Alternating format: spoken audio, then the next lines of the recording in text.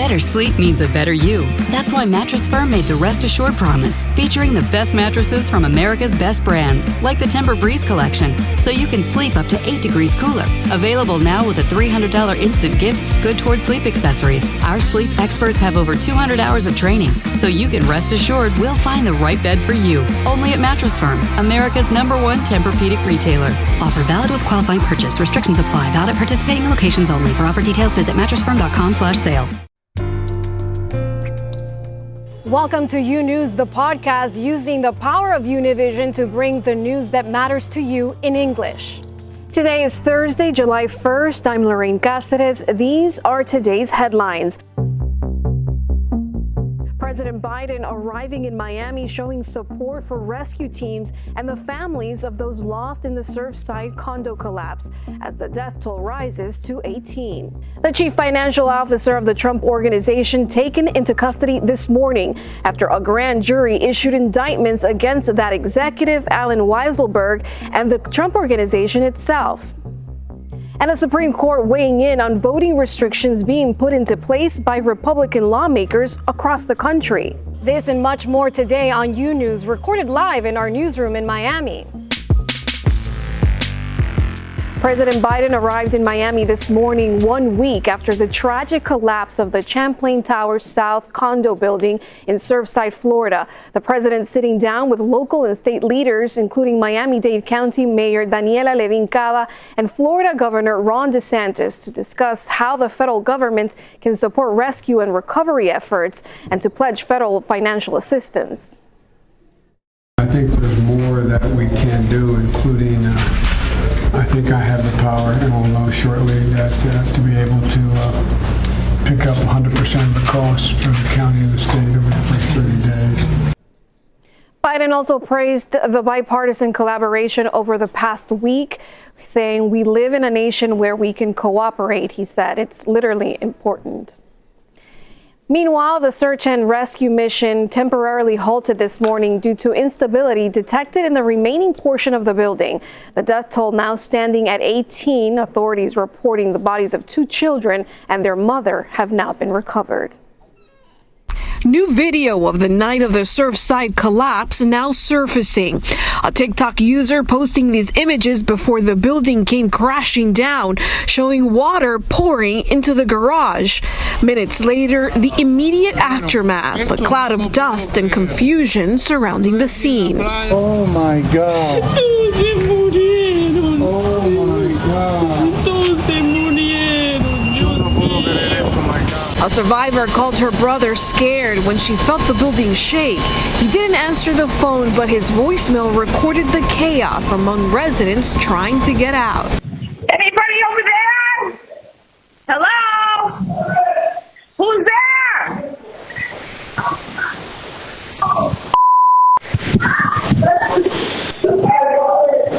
Then, the chilling moment, she realizes what has happened. Let me check my escalera.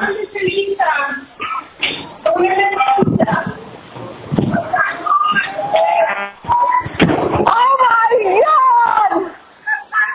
What the hell?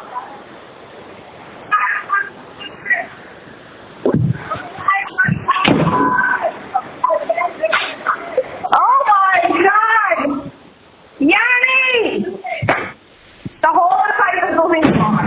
It's been a week since the nightmare unfolded, and since then, the search and rescue efforts have been exhausting and difficult. Efforts paused temporarily Thursday morning due to instability detected on the remaining portion of the building. The building is structurally compromised. It's not safe. So we take an extraordinary amount of precautions in order to make sure that the site is safe for those working on it and also those that are trapped in the rubble. We use things like lasers in order to, same like surveyors would, to make sure that we're monitoring any type of tremors. So we take an abundance of caution to make sure all lives are safe at all times. The emotional toll also palpable. Firefighters reporting that shortly after the collapse, they heard thumping on a wall and a woman saying, "I'm here, get me out." They now believe she did not survive. It's been tough. I just want to emphasize that. It's been tough. Talking to our personnel, the spirits are high. We're still moving forward. We see the resources coming through. We're exhausting every avenue here. But it's a very, very dangerous situation. Overnight, authorities recovering the bodies of a mother and her two daughters, 10 and 4 years old. Their father's body found first 4 days ago. It's heart-tearing to see children. I personally were there, and as a father, I can be with the families in this very difficult moment. I was with you guys when we pulled them out. And all I can say to the families is we are trying to scale up. We are trying to do our work very, very professionally. Meanwhile, a federal safety agency, the National Institute for Standards and Technology, or NIST, a small agency within the Commerce Department, announcing Wednesday it's launching an investigation of the deadly collapse. This will be a fact-finding, not fault-finding, technical investigation. It will take time, possibly a couple of years, but we will not stop until we have determined the likely cause of this tragedy.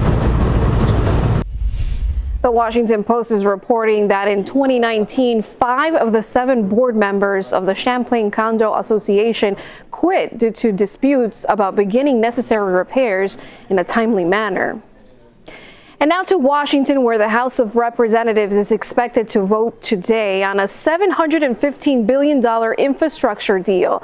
The Invest in America Act is focused on improving roads, bridges, transit and rail, and ensuring clean drinking water. House Democrats hope the bill can be used as a framework to start negotiations with the Senate and White House. President Biden and a bipartisan group of senators reached a deal last week on top-line priorities, but many of other details are still unclear. This bill is likely to be approved in the Democrat-controlled House. And in economic news, claims for unemployment benefits have hit a new low since the pandemic began.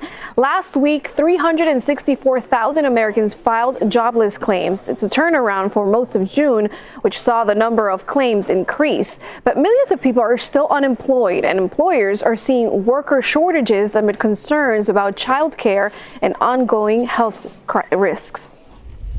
Meanwhile, a watchdog report says the Internal Revenue Service still had more than 35 million tax returns to process at the end of this year's filing season.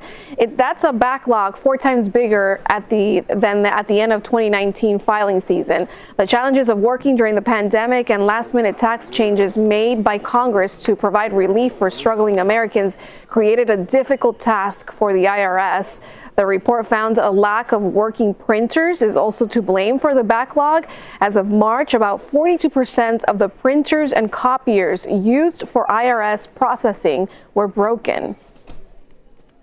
And in immigration news, a new federal court filing shows the parents of nearly 400 migrant children separated at the border have still not been found.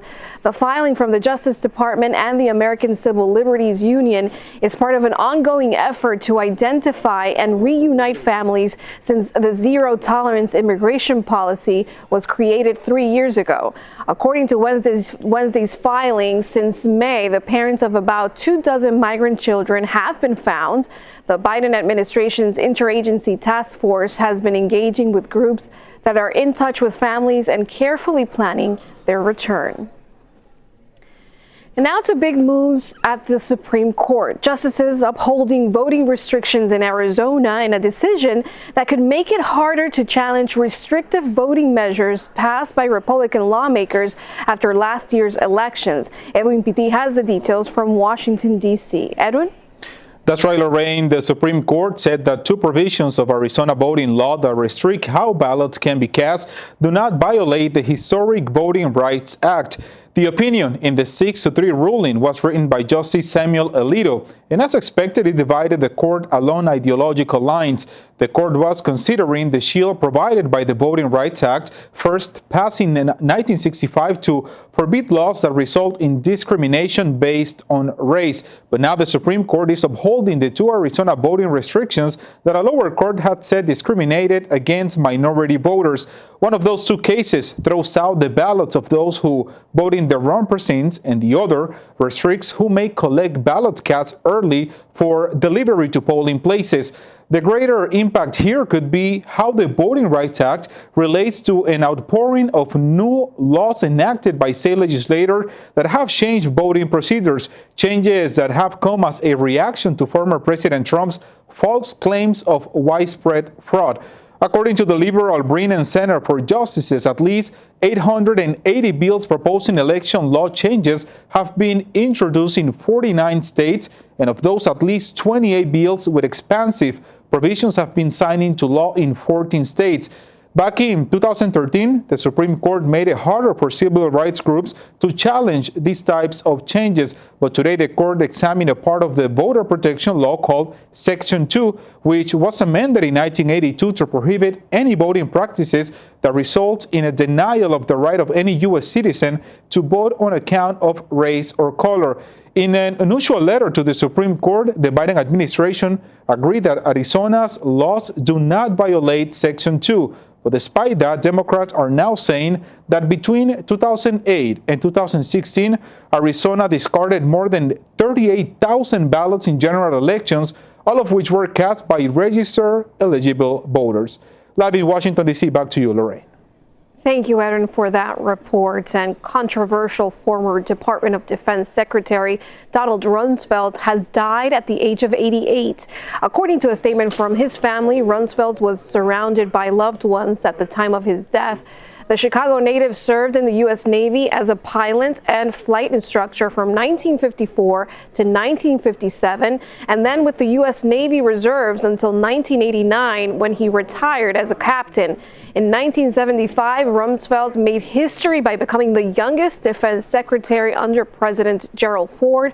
In 2001, Rumsfeld held that role again during the George W. Bush administration, where he was the chief architect of the war in Iraq. Along with Operation Enduring Freedom, the war in Afghanistan that continues to this day, Rumsfeld also had a large role in promoting the use of so-called enhanced interrogation techniques for those in custody during the war on terror, tactics that many called torture. There was no word yet on his cause of death. And turning to climate news, residents in Florida may have to brace for even more storms in the next few days. That's because Tropical Depression 5 has strengthened into a tropical storm and has been named Elsa by the National Hurricane Center.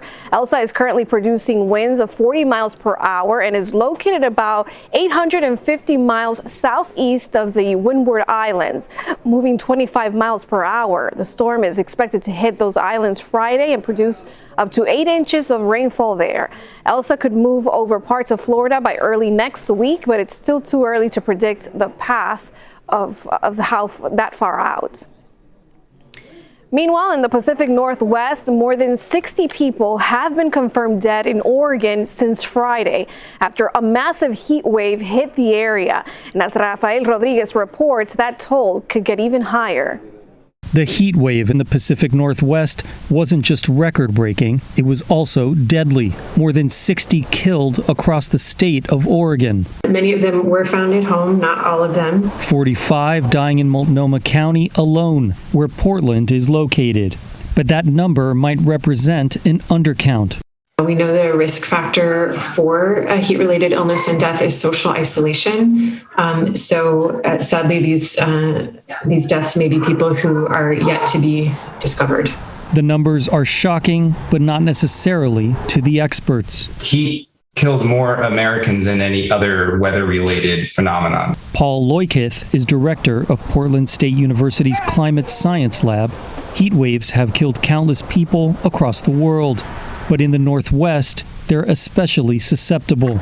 We have a larger proportion of the population without air conditioning than a lot of other hot places. So we do have a higher level of vulnerability to heat than a place that more frequently gets these kind of temperatures. Rafael Rodriguez, U News. And for more on the impacts of this record heat, let's go to Leah Stokes. She's an associate professor of political science at the University of California, Santa Barbara, and an expert on environmental policy. Thanks for being here, Leah. It was 116 degrees in Portland on Monday and 117 in British Columbia. This time of year, those temperatures are more typically around the mid-70s. What's your reaction to this excessive heat wave? How unprecedented is it? Well, unfortunately, it was actually 121 degrees in Canada, which is the highest temperature ever recorded in the entire country, higher than the heat record in Las Vegas, for context. And the town that set that record now has a forest fire raging that is potentially going to burn down the town. So it just shows you what climate change is doing. It's all these cascading disasters. We have a drought where 60 million Americans almost, from Montana to New Mexico and all the way to the coast, are under drought conditions. And then we have these insane heat waves that are killing people in places like Portland and Seattle, setting crazy records that we've never seen before. As you said, 108 degrees in Seattle, that's 34 degrees above normal. So this is climate change, and forest fires are tragically what's next on the list. These heat waves, droughts, and forest fires are the signatures of climate change, and it's happening now. And President Biden has laid out an ambitious climate agenda, but has failed to garner Republican support for it. Can you talk to us about what's in that package? Well, we don't need Republican support to pass an ambitious climate bill. The fact is that it can be done through the budget reconciliation process, just like the American Rescue Plan was done, the COVID recovery package a few months ago. And this package is called the American Jobs Plan. It's the boldest climate proposal that's ever come out of the federal government. And we need the Democrats to step up and pass it this summer. It includes massive investments in our power system, trying to get us to 80% power by 80% clean power by 2030, on the path to 100% clean power by 2035. It includes big investments in electric vehicles, in cleaning up our buildings so that we don't have to use fossil gas anymore. It's a really bold package, and we have to get it done. And the way to do it is through budget reconciliation with just Democratic votes. And what are the arguments, the main arguments from Republicans against Biden's climate plan? I think the main arguments are their pocketbooks, which is that they get an enormous amount of money from the fossil fuel lobbyists. Of course, yesterday, Channel 4 News in the UK broke a fairly explosive story of a senior Exxon lobbyist talking about how much money they give to legislators and how much access that affords them, and how their entire plan is to stop the climate bill. So you can't understand the lack of compassion from Republican legislators for the tragedies and the lives lost to climate change that are unfolding right now, without understanding their deep ties to the fossil fuel industry. Can Democrats could lose their slim majority in the 2022 midterms. Are there any Republicans working on climate legislation, or is this the one shot to get anything passed on climate? No, there are not Republicans who are serious about acting. Something like a clean electricity standard should be a bipartisan thing. It was actually passed in a lot of states under Republican governors, and, cleaning up our grid is just a no-nonsense idea.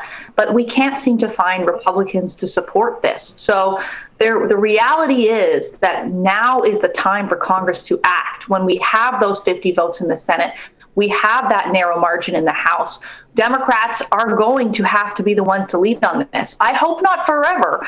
I would love if the Republican Party started to wake up, because the young people in the Republican Party are deeply concerned about climate change. It doesn't matter what your ideology is. You'd like to have a livable planet. You don't want to see people dying in heat waves and droughts and forest fires. It's a tragic thing to watch happening in the United States. So I'm hopeful that the Republican Party could move, but it's certainly not going to happen in the next year or two.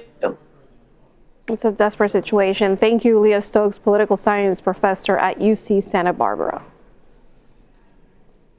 And meanwhile, in California, the largest wildfire burning in that state, the lava fire, has grown to more than 17,000 acres. That's 4,000 acres more than Tuesday. So far, that fire near the Oregon border is only 19% contained. Evacuations were expanded on Wednesday. Governor Gavin Newsom secured federal emergency funding for the fire on Tuesday and visited the Fire Command Center. According to officials, the fire was started by lightning. There's a bombshell development in the investigation into former President Trump and his company. A top Trump organization executive surrendering to authorities in New York City. Alex Weisselberger indicted in connection with tax investigation. As Andrea Linares tells us, Weisselberger expects to face the first charges today.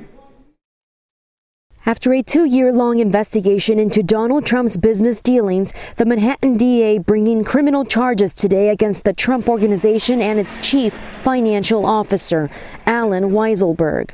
The top executive with close ties to the former president surrendered to authorities in New York. Weisselberg, who has worked for the company since the 1970s, is set to be arraigned in the afternoon on charges that have not yet been unsealed. They are expected to center around benefits from the real estate company he extended to his family. Those include payments for cars, rent, tuition, and medical bills. Weisselberg's former daughter-in-law has been cooperating with investigators for months and providing evidence to them. On Wednesday, Trump ignored questions about the criminal charges while in Texas, where he held a campaign-style event along the border. He's denied all wrongdoing, recently dismissing the investigation as politically motivated. But last night, the former vice president of the Trump Organization acknowledged nothing major happens at the company without Donald Trump's approval.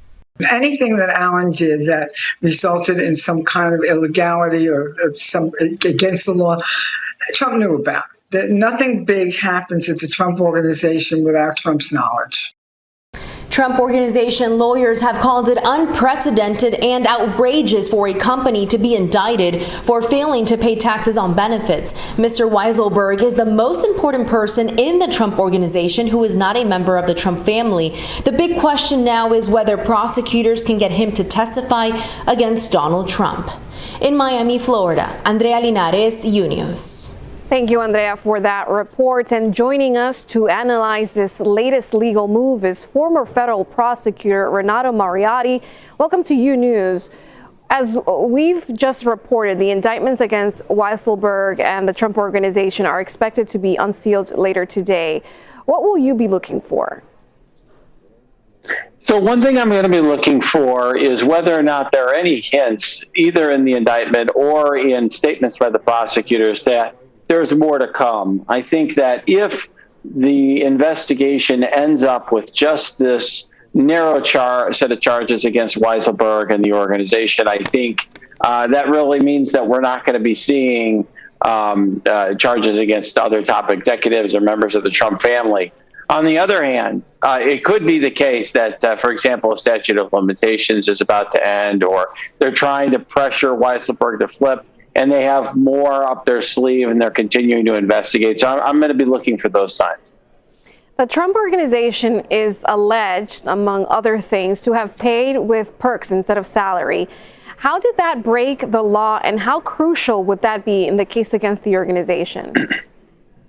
There's nothing wrong with providing those perks to your employees, but you have to pay taxes. So everyone's got to pay taxes to the government, and that income counts as income to the employees, even if, for example, you're giving them a car or tuition for their kids. It's as if you were paying them money. So the issue there is simply that they weren't properly paying taxes on that money. I think that's something that all of us can relate to. No matter how we get our income, we ultimately have to report it to the government. And the Trump Organization has been in court thousands of times in the past, most recently for the Trump University case and the Trump Foundation's fake charity. Why is this case different? Well, it is a criminal case. So that's one thing. Some of those cases you mentioned were civil cases. Criminal case is different. It could mean, for example, Mr. Weisselberg could spend time inside prison, and he doesn't look like somebody who would want to do that, an elderly businessman. In addition to that, I also think that there's a potential here, since it's a criminal case and you have somebody who's so close to the former president, that, for example, he might decide he wants to cooperate, or they, because it's such a wide-ranging investigation, may end up developing charges against others, which is why I'm so focused on looking for that. So if Weisselberg can face prison time, what kind of penalties can the organization face? So yeah, you can't throw a corporation into prison. But what you could do is you can fine the corporation, for example, or you can restrain it from doing certain things in the future, constrain its behavior in the future. I will say, usually the biggest penalties that an organization or a corporation faces is the reputational loss and the fact that a lot of banks don't want to lend the money and other businesses don't want to do business with them. So it does have an impact on companies that's significant. That said, you can't. Individuals can be punished more severely. Well, thank you so much for your time and your insight.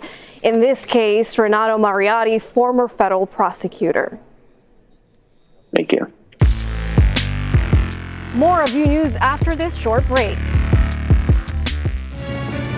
Imagine a daily newscast that speaks to you about your world in plain English. Each weekday, we partner with Hispanic America's most trusted news source to bring you the stories from home and abroad that matter to you. The effects of COVID-19 will be felt for decades to come. Both parties are very far apart. Approximately 250,000 people have lost their lives. U News covers the news of your world and makes it easy to understand. Your world, your news. U News on Fusion. Welcome back to U News.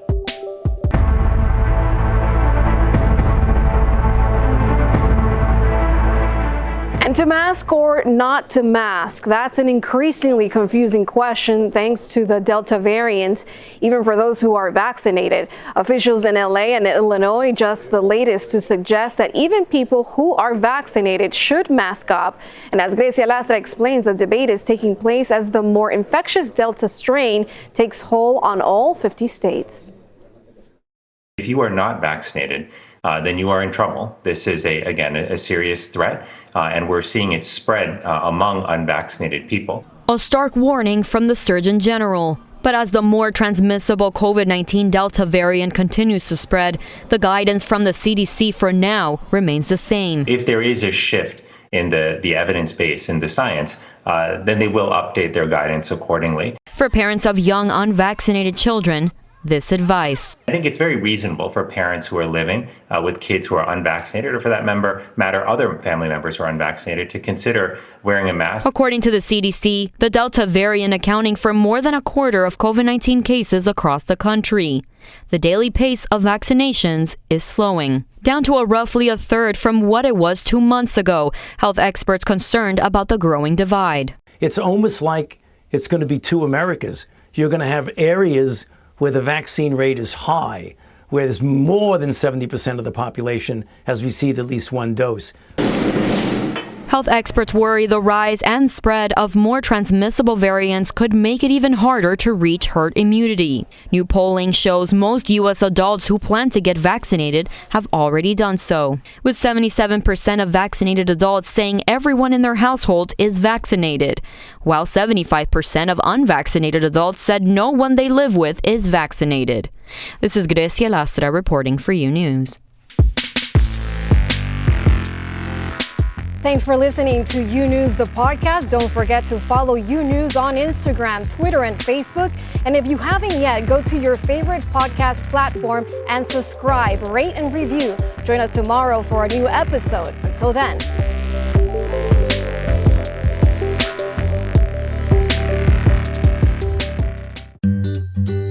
Switching to Geico is a good idea, especially when you consider everything. First off, Geico makes it easy to switch. They have licensed agents available 24/7 online or over the phone. But if it's so easy, you might start thinking everything is easy, even big wave surfing. And it's not. It's actually quite difficult. Well, if you switch to Geico, you could save hundreds on car insurance. And you could keep saving by bundling your motorcycle, boat, and RV, plus your home or renter's insurance. But saving money might lead you to make some questionable purchases, like a 20-foot feather boa. And do you know how hard it is to clean a 20-foot feather boa? Well, they do have an industry-leading mobile app you can use to pay your bill, file and manage a claim, or add a new driver. But when life gets a little easier, it makes you too confident, and you start calling everyone Ace. And you're better than that. Well, Geico has a 97% customer satisfaction rating and has been saving people money for 85 years. It's hard to beat that. But you're right. Switch to Geico. It's obviously a good idea.